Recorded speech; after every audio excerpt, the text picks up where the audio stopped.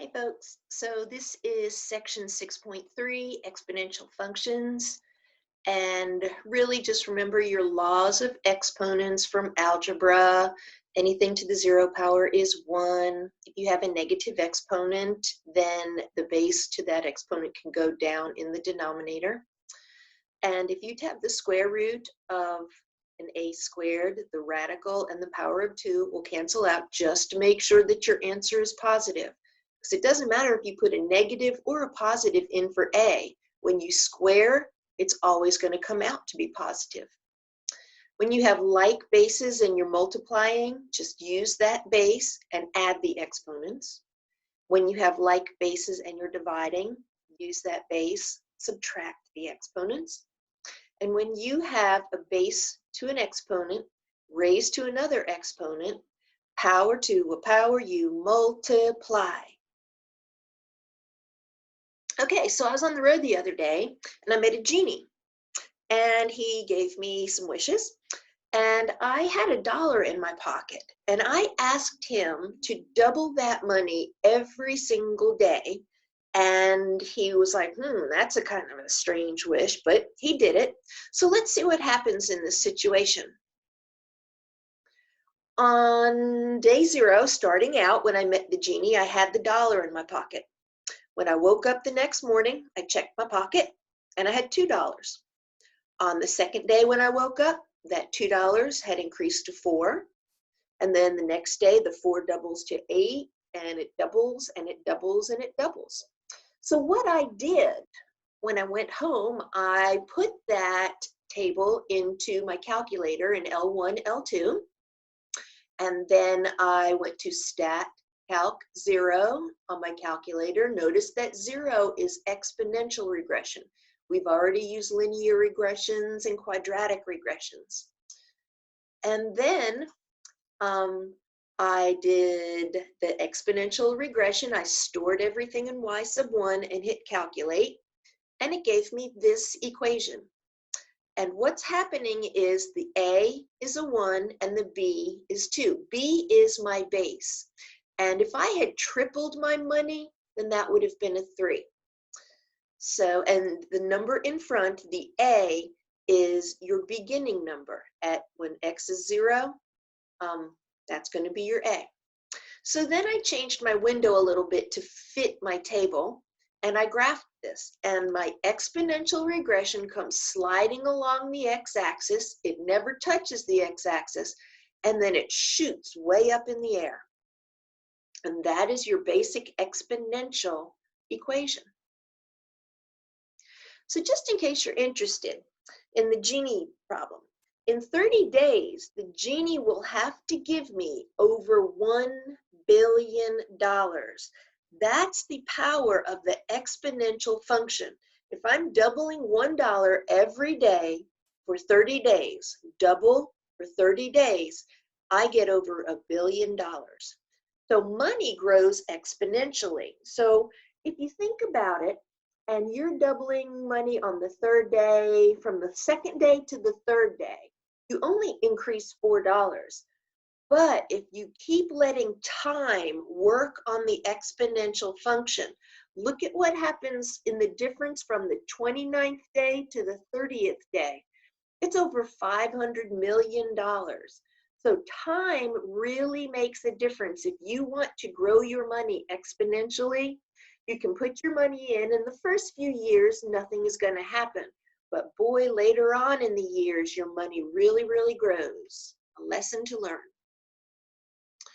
Okay, so I graphed this y equals 2x, and there are certain things. The domain is all real numbers, and my range is y is greater than 0. That's because my exponential function has a horizontal asymptote at 0, chopping the y-axis at 0. So that's very important. The exponential function does not touch that horizontal asymptote. Okay, there are 3 points that are very important. The point 0, 1, the point 1, 2, and -1, 1/2. So these points are very, very important. The exponential function of base 2 will go through these 3 points. It's an increasing function. As I move from left to right, I am increasing. My left end behavior and my right end behavior. So end behavior, you have 3 options. The curve is going to go up to infinity, down to negative infinity, or it's going to level off at the horizontal asymptote. So let's look at the left end behavior and tell what the function is doing. The function is leveling off at the horizontal asymptote. So we say f of x approaches 0. The right end behavior over here, the function's going up, up, up to infinity. So we'll write f of x approaches positive infinity. Let's change the base to 3 and see what happens. It increases a little bit faster, but the domain is still all real numbers. I still have my horizontal asymptote right here, chopping the y-axis at 0. And so the range, y is greater than 0. Now my 3 points are going to be different. I'm still going to have the point 0, 1, but now I'm going to have 1, 3, and negative 1, 1/3. Okay, whatever that base is, that's going to help you with your points. It's an increasing function. The left end behavior is still f of x approaches 0. The right end behavior is f of x approaches negative infinity. Oh, excuse me, positive infinity. Okay, now I'm changing the exponent. So I'm going to graph 2 to the negative x, and look what happens now to the exponential function. I still have a domain of all real numbers, and my asymptote, y equals 0, so the range is y is greater than 0. My 3 important points, 0, 1, oops, let me get that, 1, 1/2, and negative 1, 2. So you always want to kind of look at the negative 1, 0, and the positive 1. It is now a decreasing function. As I move from left to right, I decrease. My left end behavior now goes up to positive infinity, and my right end behavior levels off at 0. It just continues on and on and on. On your calculator, it may look like it hits the x-axis, but it does not. Okay.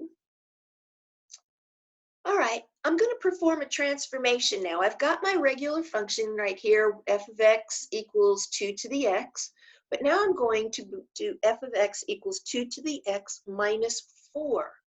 So what's going to happen is that horizontal asymptote that was hitting the y-axis at 0, I'm now going to move it, oops, down to negative 4. I'm going to chop the y-axis at negative 4.